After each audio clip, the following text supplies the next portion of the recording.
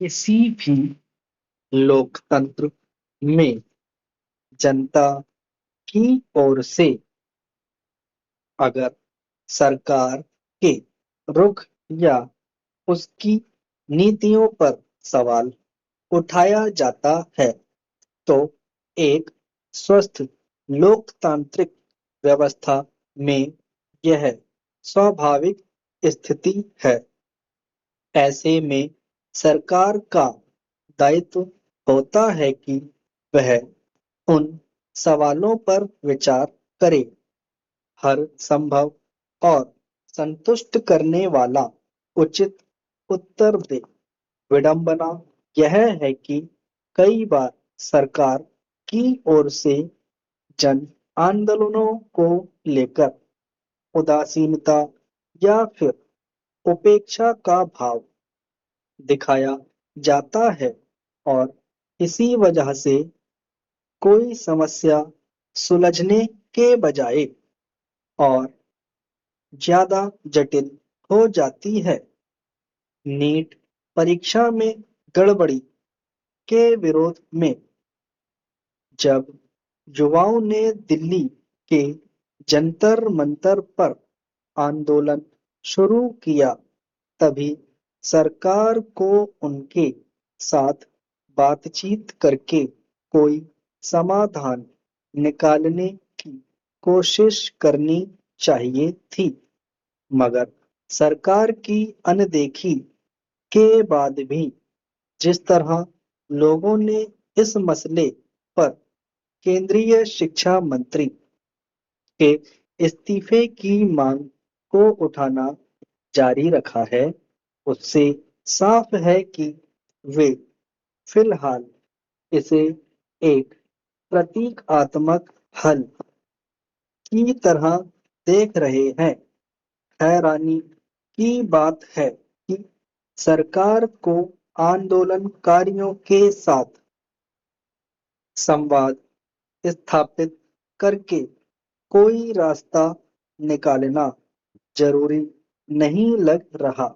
हालांकि सरकारी उदासीनता के बावजूद प्रश्न पत्र लीक होने और परीक्षा रद्द होने के मुद्दे पर शुरू हुआ आंदोलन अभी जारी है और अब कई नेता भी वहां अपनी उपस्थिति दर्ज कर रहे हैं।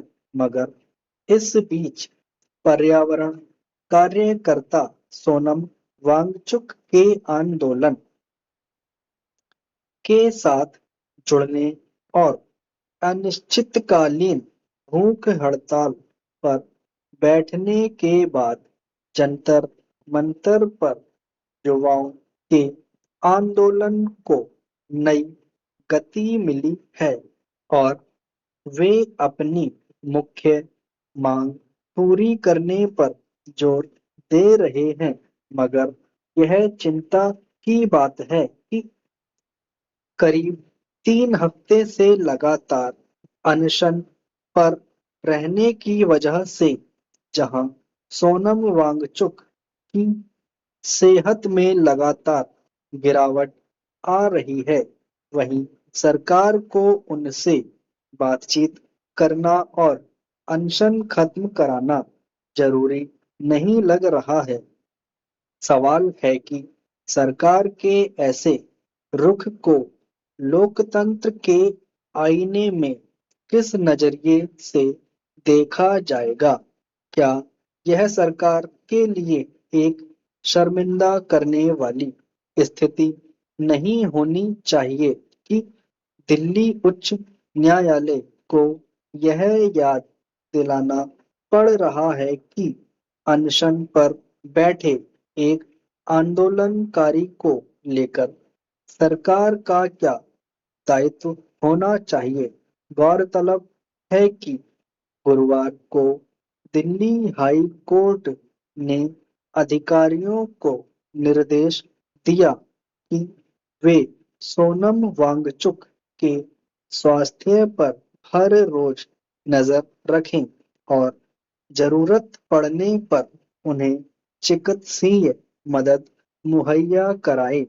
अदालत ने एक अहम टिप्पणी की कि जिंदगी अनमोल है और उसे बचाने के लिए अधिकारियों को सारे चिकित्सीय प्रयास करने चाहिए।